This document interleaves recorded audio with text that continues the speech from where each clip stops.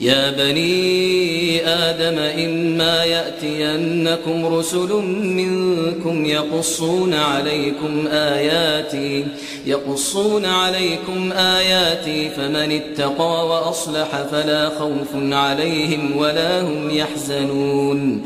ای فرزندان آدم، هرگاه پیامبرانی از خود شما به نزدتان بیایند که آیات مرا برای شما بخوانند، از آنان پیروی کنید. پس هر کس که پرهیزکاری کند و اعمال خود را اصلاح کند، نه بیمی بر آنان است و نه اندوهگین شوند.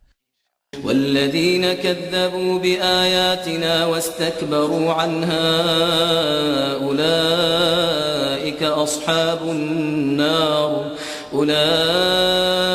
أصحاب النار هم فيها خالدون. و کسانی که آیات ما را تکذیب کنند و در برابر آن گردن کشی و تکبر ورزند، آنان اهل دوزخند و جاودانه در آن خواهند ماند.